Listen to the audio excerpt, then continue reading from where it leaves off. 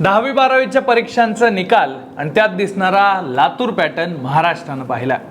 याच लातूरमध्ये तुम्ही कोणत्याही रस्त्यानं शिरा आणि कोणत्याही रस्त्यानं बाहेर पडा, तुम्हाला मोठेगावकरच्या आरसीसीच्या क्लासेसचं दुकान दिसणार म्हणजे दिसणार। नीट पेपर फुटी प्रकरणात प्राध्यापक शिवराज मोटेगावकरचं नाव समोर आलं आणि एकच गोंधळ उडालाय। हा तोच मोटेगावकर आहे ज्यानं एकेकाळी पेपर फुटी विरोधात मुंबई उच्च न्यायालयात याचिका दाखल करून आक्रमक भूमिका घेतली होती। आता याच मोटेगावकरवर सुनियोजित पेपर फुटीचा कट रचल्याचा आरोप आहे। यानंतर आता त्याच्या साम्राज्याची सुद्धा मोठी चर्चा सुरू आहे। विशेष म्हणजे आपल्याकडे काम करणाऱ्या शिक्षकांनाही तो लाखो रुपये पगार द्यायचा।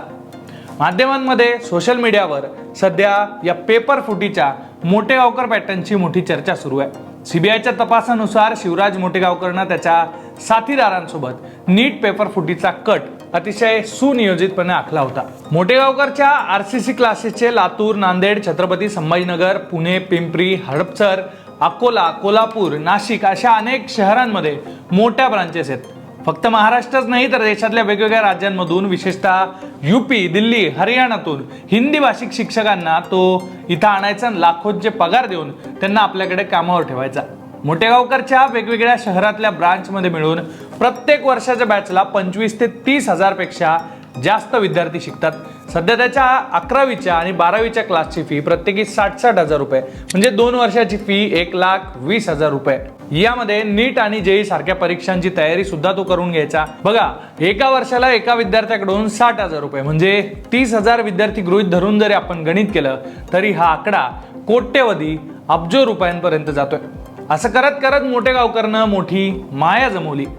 लातूरमध्ये उद्योग भवन परिसरात 27 एकरावर असलेल्या ट्युशन साम्राज्यात प्रत्येक रस्त्यावर मोटेगावकरचं एक युनिट आहे। गेल्या 23 वर्षात त्यानं शिक्षण क्षेत्रात वेगानं हातपाय पसरले, पण आज जेव्हा त्याच्यावरच पेपर फुटीचा आरोप झाला तेव्हा सोशल मीडियावर त्याचा एक जुना व्हिडिओ सुद्धा व्हायरल होतोय।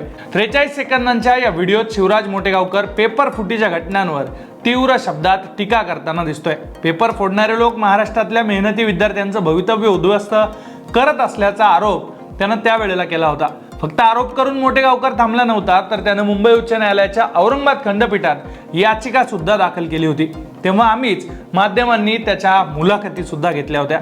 पण आता तोच मोटेगावकर पेपर फोडण्याचा कट करत असल्याचा आरोप त्याच्यावर आहे। शिवराज मोटेगावकर त्याच्यावर लावण्यात आलेले आरोप हे अद्याप सिद्ध झालेले नाही आहेत। सीबीआय तपास सुरू आहे, पण शिक्षण क्षेत्रातील एक मोठं नाव आता पेपर फुटीच्या रॅकेटमध्ये सापडलंय। त्यामुळे आता मेहनती विद्यार्थ्यांचा विश्वासघात करणाऱ्या दोषींवर कठोरात कठोर कारवाई व्हावी अशी मागणी केली जाते। पण एकूणच हे सगळं प्रकरण पाहिल्यानंतर आता कोचिंग क्लास चालवणाऱ्यांमध्ये एज्युकेशनल एथिक्स उरलेत का हा प्रश्न सुद्धा सर्वसामान्यांकडून विचारला जातोय।